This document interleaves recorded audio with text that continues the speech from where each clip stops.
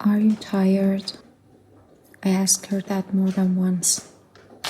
She didn't answer the first time. Not because she didn't hear me, but because she's learned that tired is not a useful word. It doesn't change anything if she's tired.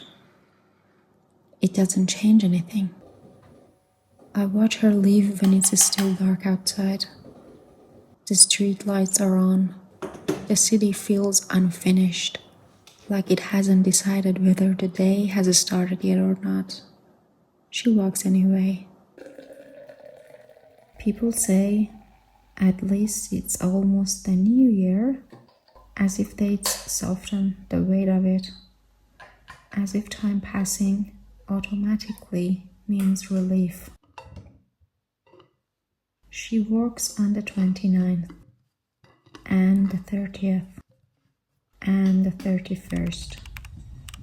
The days blur, not because they're busy, but because they're empty in the same exact way. You must be excited for the holidays, someone says. She smiles. Smiling is faster than explaining that some people don't stop just because the calendar says so. Are you exhausted? I ask again. This time she nods. Slowly, like agreeing to someone she's been avoiding naming. I hate days like this. The ones when I go to work, it's dark, and when I come home, it's also dark.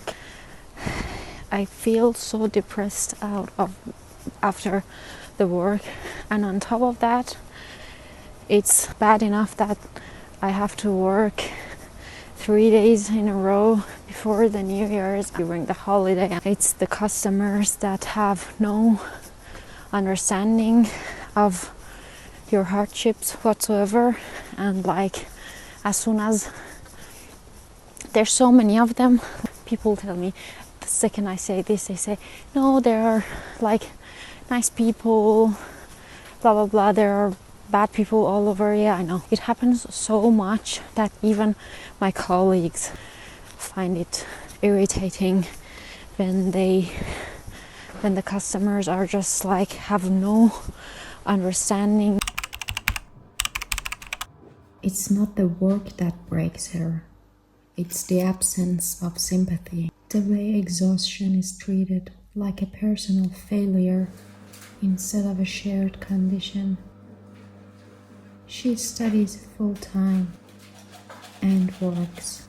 She exists in a language that isn't her first or her second, in a country that isn't her home, during a season that reminds everyone else where they belong. No one says anything cruel. That's the strange part. Cruelty would be easier to carry. What hurts is the neutrality, the polite indifference, the way suffering becomes invisible when it's expected. She comes back when it's dark again, the same darkness as before, just colder. Her body remembers the routine, even when her mind resists it. Just rest when it's over, someone suggested. She doesn't answer. Rest is a future tense she is not fluent in. Sometimes I just want to stop her. Tell her she's allowed to sit down, to disappear for a moment. But I know she won't. She's learned that stopping costs more than continuing. I got home and I'm cooking some dinner. Whipped up some, I don't know, I had some vegetable stock and some carrots, and I'm just making a soup. And I also had some chicken in the fridge and some bread, and I thought, oh, chicken and bread. Chickens that are already marinated. It's very It's a very frustrating time to be working when all the people have forgotten to have some sympathy for each other. Like, I was just, we have shift chains where there are two people in between the shifts, so they're like the middle shift, and there are some people who are in the morning shift and in the afternoon shift. But what happened today was that we didn't have anyone other than me in the, not in the middle shift, but I was the longer morning shift. So it meant that as everyone was changing their like just giving up the shift to someone else, and they were like doing all the logistics and like taking care of this stuff until the next shift comes, I had to be like careful that we have a lot of stealing, even though I'm working in is like in a very prestigious high class spot, so you wouldn't expect so many stealings.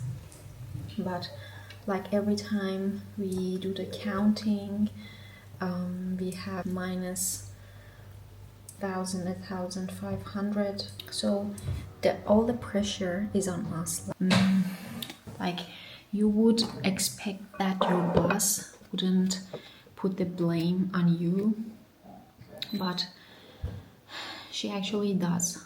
And like she always comes and says, yeah, why like as you are on the register, why don't you pay attention to people who are going around you, and you have to have an eye everywhere, blah blah blah, stuff like that. So it was this intersection when every other people, like other colleagues, were leaving, and I was the only one from the previous shift, and I was waiting for others to take over so I can also go home.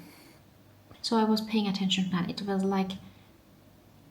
was like 2 milliseconds that I looked on the other side, and like a woman who was who had to pay was like, look over here, why are you looking away, like pay attention, don't sleep. And I was so shocked, not that this is the first time that something like this happens, but I at least didn't expect it during the holidays, because I was like, I know throughout the year the weather is here crappy, like even I'm in a bad mood, but still, like I thought, okay, it's holidays, like people are gonna be nicer, and like generally they are, like for the majority of people. I have like some customers who are so kind, I just wait for them to come in, like the grandmas who like always come after me and ask me about the teas and stuff. I just love it. But there are these people who just ruin it for everyone, and like they just ruin your day. I answered her and I said, hey, look, like we're not that many, it's very busy day. Anyone with a, not even a kind heart, like with open eyes, could see like what's going on. And I know in that millisecond when someone says something like that, it's not on me, it's like it shows their character, that like what a arrogant and like blind person they are to the world, or like how self-centered they are, or how narcissistic they are, that they think, okay, this person who is sitting behind the counter has to be my servant and like has to have their eyes on me. And like she kept going, yeah, like if you don't focus in one area, it's gonna take me a long time. And I like, it was so sudden, like all of this conversation, and like a little bit further happened in like 10 seconds. So I was just not prepared for, and it was like the end of my shift. It was like after 7.5 hours of shift, and like 7.5 hours of not just like, I know there are some cities that they have very slow-paced stores. This is a store that every second someone is asking you something. Like people like wait for someone else to finish their sentence so they can ask the next question. They can ask me the next question. And not all the colleagues can answer the question. Some of them only come, for example, to unpack the products. Some of them they really don't know. Some of them are new. So yeah, and like I really wanted to tell her, like, you shouldn't have come on such a busy day, or like if you're in such a hurry and like want. Being an international student means always translating your words, your tiredness, your loneliness. And sometimes things don't survive translation.